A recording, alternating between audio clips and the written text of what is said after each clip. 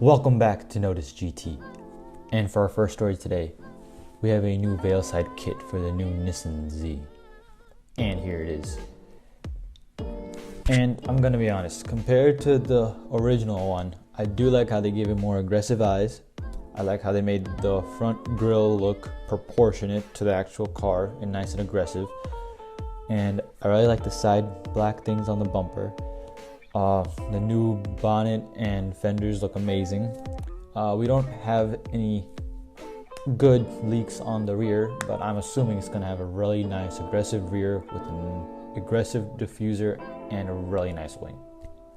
And I mean, I can understand that if you have a Nissan Z, you might want a body kit because you care about how your car looks. One thing I think Volvo doesn't understand is that no one cares what their cars look like. Now, Volvo has just teased the brand new EX90, and from what we can see, it's going to have a drag coefficient of 0.29. That's like C8 levels. On top of that, they are very proud of the design of this car. They say that they got their inspiration from yachts and the cold Swedish night. Now, one of the things that they love to talk about is how they integrated the LiDAR on top of the car because it gives the radar a better range of view. Because if you put it on the bumper like most manufacturers, according to Volvo, that's like God putting your eyes on your knees. That would hurt for girls. And according to them, it was a really big issue of trying to get it integrated on top and still make it look nice and seamless. And my thing is like, I feel like these people look at Priuses and think, yes, for the environment, yes. You really think they give a shit if you put a pimple on the top of their head if it saves a monkey? I mean, what do you guys think? Now, the EX90 might have a drag coefficient like the C8 Corvette, but it does not have the speed or the power.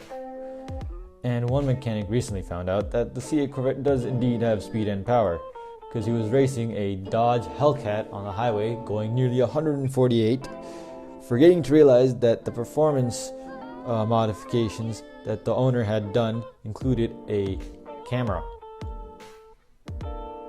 I mean, can you imagine being the owner of that C8 Corvette and going online to see some hooligan just racing down the streets on the highway and going on the shoulder?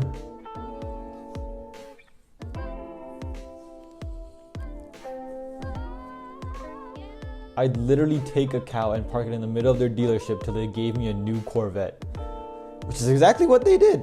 I mean, not the cow part, but the owner of the Ford dealership, the owner of the Chevy dealership actually decided to give the guy a 2022 build, and while he's waiting for that to be built and delivered, he can still drive his 2021.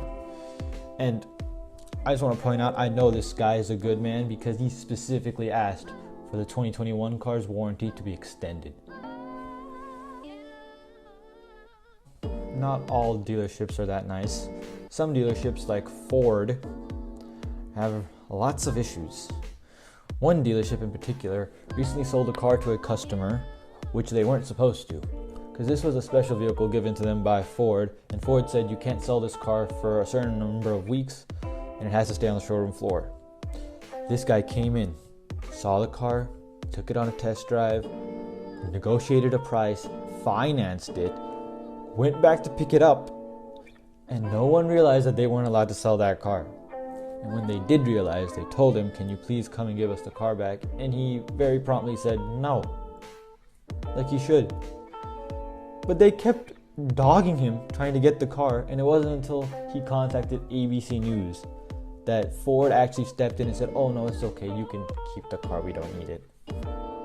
Now this gives me an idea, because Lincoln I've recently found a very big problem with, and they've done nothing about it, and I think I know how to make them do something about it. Well, that's it for today's episode, guys. I hope you enjoyed. Please like, subscribe, and peace.